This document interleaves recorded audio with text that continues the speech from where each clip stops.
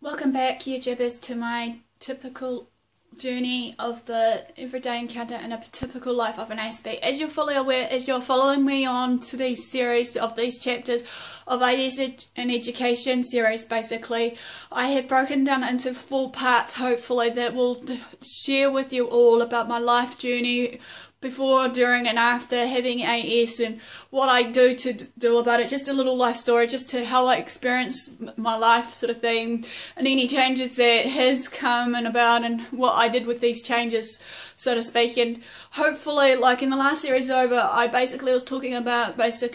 stage of when I was in kindergarten to primary, pretty much, I think, and also kindergarten to intermediate, I should say, or shall we say primary to intermediate. And all further ado, although I forgot about the last part, basically, I'll just begin from where I left off, basically, which is supposed to be part 3, which is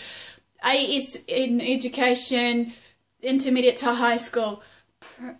Let's go. Meanwhile, what I said, when I was in kindergarten, I didn't have many friends, basically, so it started like this throughout into intermediate stage, basically, as well as kindy, pretty much. You know, I only had a few friends that I could call as friends, you know, on my list, sort of thing, even though I tend to keep to myself, and many people tend to question me, why did I keep to myself? You know, part of me felt that maybe the lacking of like my knowledge and know how to socialise as well. Despite that, when I was transitioning from time to time to different places around the place, here, there and everywhere, at that stage that I felt kind of nervous, shy, socially awkward and all that, and trying to come out of my shell when I was basically in my shell or bubble or cocoon. And sometimes I felt that in my bubble and cocoon I felt really safe, pretty much, and I felt that if someone was going to invade that, you know, bubble and then be with someone else, that, you know, I wouldn't be in that safe refuge, because every kid with AS, however, needs to have a safe haven, pretty much, where they can retreat and just rewind, relax and reflect on what may have been said and done on the day that they've been going through a hard time or even a good time. Despite that, many people may think that this is a wrong thing about it, but that's how we roll with people with AS sort of thing. I'm not sure if that's like that with you guys that maybe following me that has a similar condition, but let me know maybe of your experiences. Yes, I did keep to myself for a point of time, because I felt not just shy and nervous, and then I just felt that despite being different, being clinically diagnosed at that time, pretty much when I was in the intermediate age group, that I felt that many people may tend to, you know, just point the finger thinking that it's all in my head, and that to this day I might have those same people in my social circle, or different people that don't even know me due to the lack of understanding, knowledge and awareness of how I roll, you know, how I work around my AS and all these other clinical diagnoses that I have been addressed to you all. And then sometimes, despite it all, that yes, I did felt different, and despite my differences, I just went my merry way, trying to make friends, you know, like you do. And some days, you know, in my primary and intermediate level, I did get invited to parties, but then, you know, despite being bubbly and that, like I still was to that day, you know, before finding out I had AS, and that, you know, I was still like any other kid trying to explore out where to go from here. You know, shall I go with the crowd, or shall I not, so to speak, or shall I just,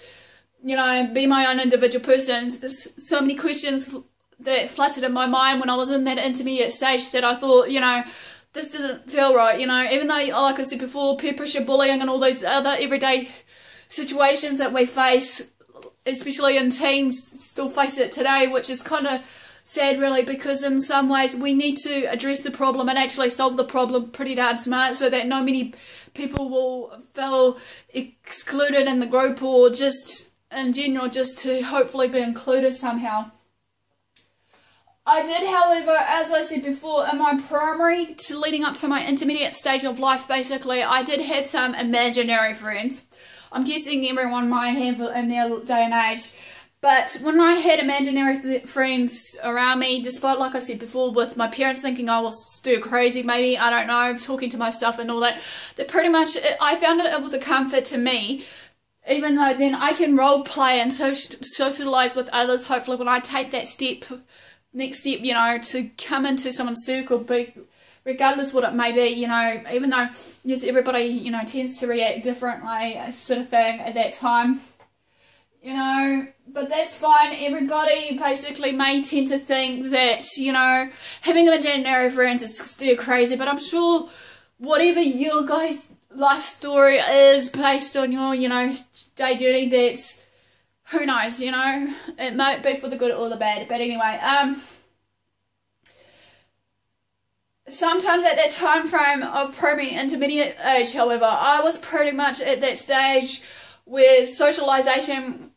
was a difficult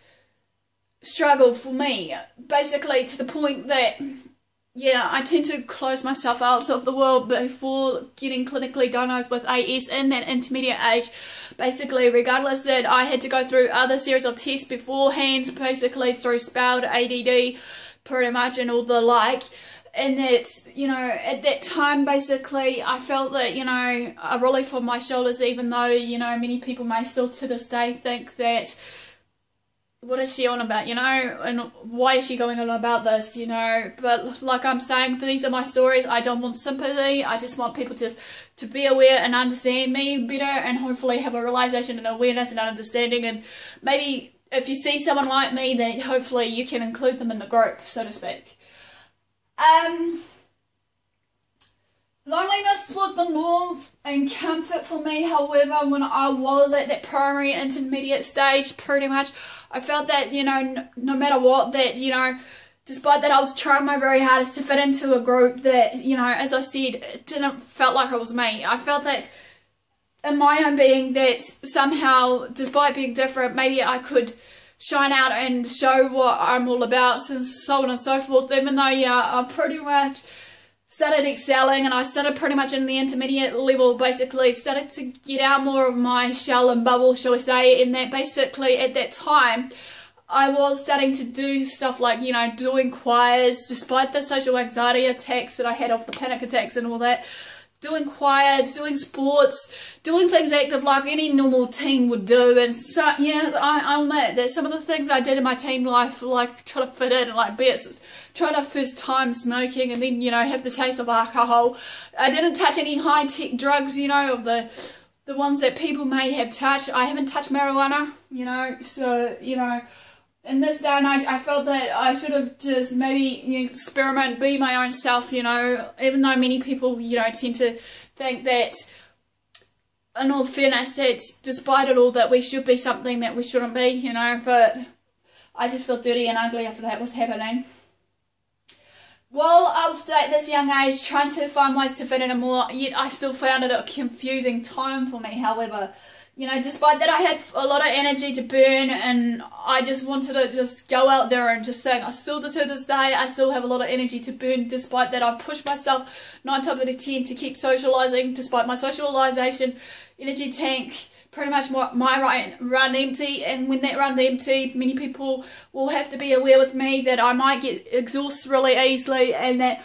sometimes with all that socialisation, talking to yous or whatever we're doing at that time, be it if we're having a drink or basically we're out at the beach having fun, that sometimes all my energy is so absorbed in the way of my thinking pattern sometimes, and sometimes that many people may think that, you know, hello, that shouldn't go about it, but that's how I roll.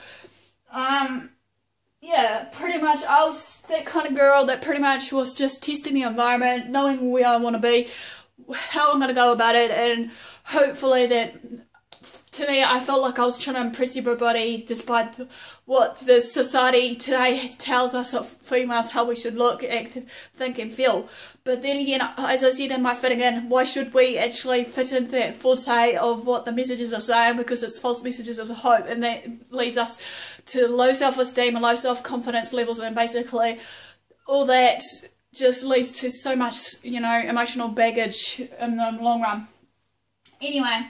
next bit is the intermediate to high school level. As I said before, transitioning from town to town, city to city, school to school was a different ball game here, you know, or shall we say, despite it all, going from place to place, you know, I felt that I was, you know, making friends here and there, and sometimes I know that I have touched some people's lives lately of what I've been sharing with them based on my life experiences or just my journey so far sort of thing. I'm sure that, you know, maybe one day they'll do something in return for me, as I said so many times before. I did study hard like any kid, even though I was known as the geeky kid, or the kid that just tends to be the goody good two shoes label mentality at that stage. I did extracurricular activities, like I said so many times before. It ranged from computer club to choir to basically to just hosting Japanese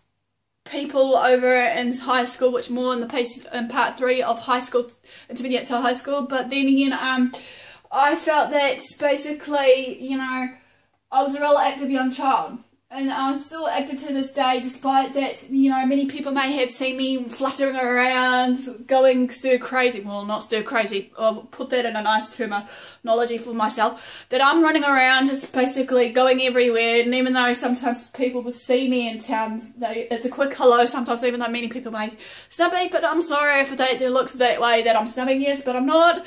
I do have a lot on my mind, even though, yes, I try my hardest to slow down and relax and whatever, but sometimes it doesn't come naturally, so I have to draw myself out from everyday situations. Okay, I pretty much at that high school, I did maintain high grades through high school as well as intermediate, pretty much, and at that stage also, basically, I was above average or average kind of student, you know. I chose to fit in the crowd that I was with at the time, when I know why I should be someone who I'm not, pretty much. I should be someone who I feel to be is the right deal, which is me. Even though many people may not accept me for who I am, and like I keep saying, take it or leave it, you know. To me, at that time, in my intermediate stage, while I was transitioning from primary to intermediate,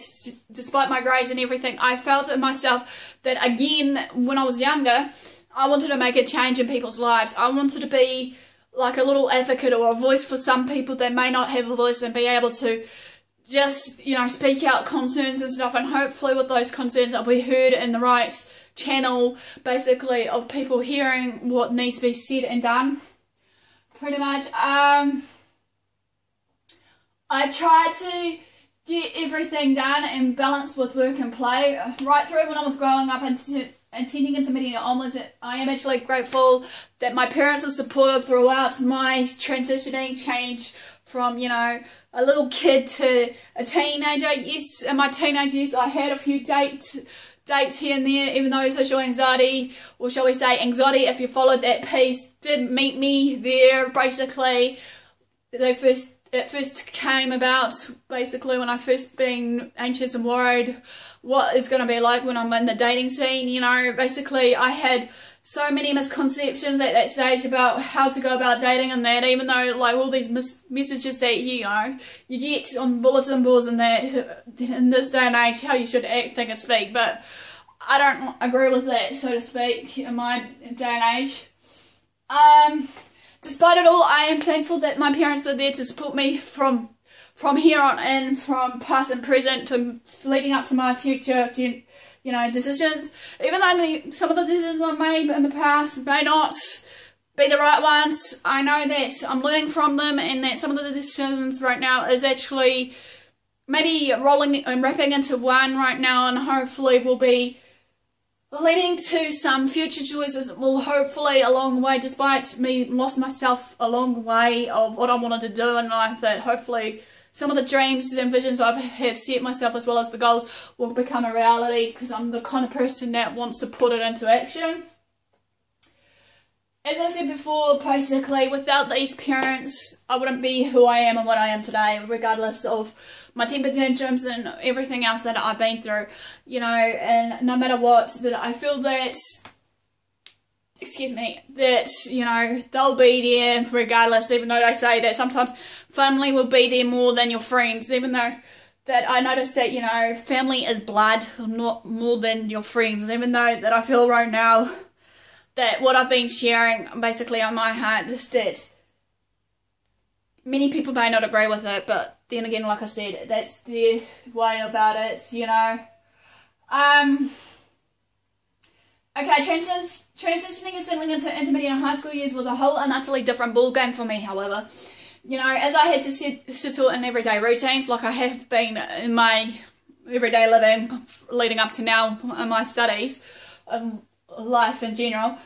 But then again, you know, I still do to this day have a routine to keep me sane and keep me motivated and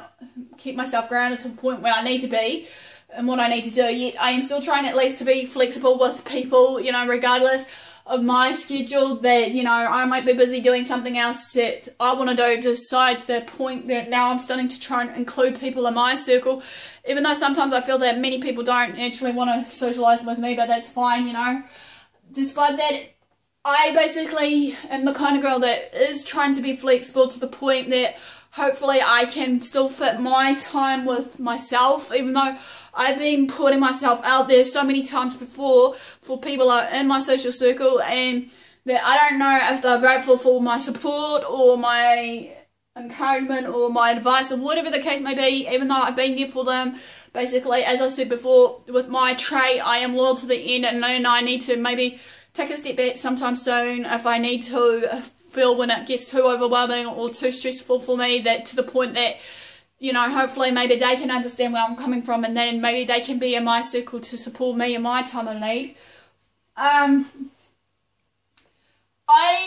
I'm the kind of girl that will try to make myself available for others, regardless. I can be approachable. Many people may think that I'm not approachable despite my character or despite how I go about doing my everyday tasks and activities. I know I may do it differently to you guys, but, you know, two heads are better than one with certain differences. I'm sure that we can come in the middle and meet in the middle somehow.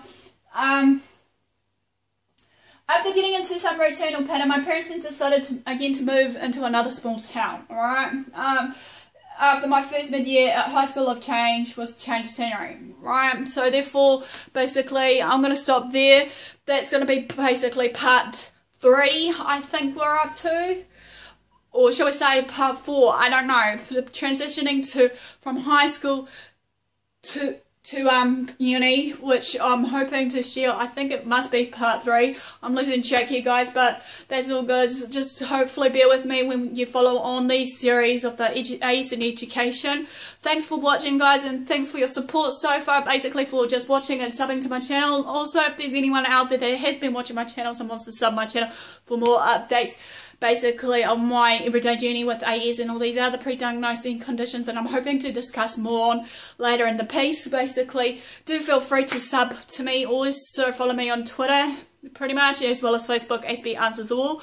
basically, or even just private message me on there, and hopefully maybe we can get the